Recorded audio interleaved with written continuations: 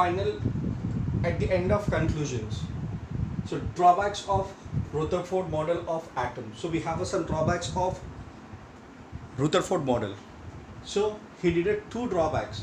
The first one, while explain the concept of scattering element, he did two drawbacks. The first one, he cannot explain the stability of atom, and second one, he cannot explain the discrete spectrum of atom.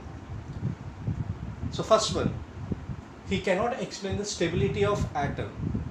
We know that Maxwell, according to Maxwell, an accelerated charged particle will emit radiation in the form of energy. But Rutherford said that, so we have a atom, the central part is a nucleus where it is a positive charge.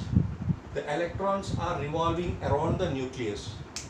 Okay, so whenever the electron has accelerated, because velocity changes, whenever there is a change in velocity, we get the acceleration. We know that acceleration is equal to change in velocity upon time. With respect to time, there is a change in velocity, we get the acceleration. And second point, whenever we consider the electron, it's a charged particle. It's already we have some charge. And third point, the electron is continuously emits radiation. So whenever electron has accelerated with different velocities, we know electron is a charged particle, so that it continuously emits, because it was revolving around the nucleus. So it is continuously emits radiation in the form of energy. Whenever it was losing energy, emits radiation means it was losing some energy. Whenever it was losing some energy, the electron revolves in a circular orbit. Whenever it was losing some energy, it missed its object, that's an orbit. Finally, it will comes to the nucleus. So we have a positive and negative charges, both will be attracted. The electron will be attracted to the nucleus. It means the electron collides with the nucleus. Whenever there is a collision, automatically we can say atom is unstable. But it was impossible. And Rutherford also did a calculation of time. From the electron, it starts from one orbit, finally it reaches to the positive charge, that's a nucleus, and collides. For that he calculated the time. He calculated the time as a 10 to the power of minus 8 seconds, which is less than 1 minute. So it's a drawback. So to rectify this, the Bohr's came to the field. The Bohr's explained the stability of atom. Similarly, we have a second drawback. Rutherford cannot explain the discrete spectrum of atom.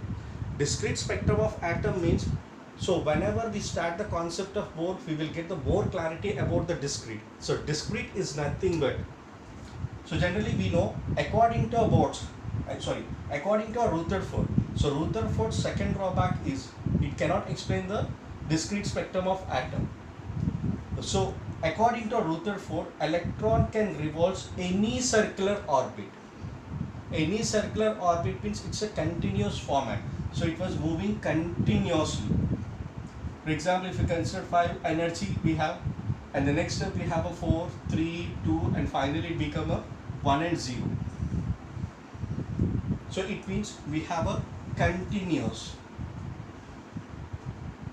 But if you consider atom, it's a discrete. Discrete means we have an absorption, some part will be emission. So we get like an absorption, some part will be emitted. Again absorption, we have an emission. Absorption, we have an emission.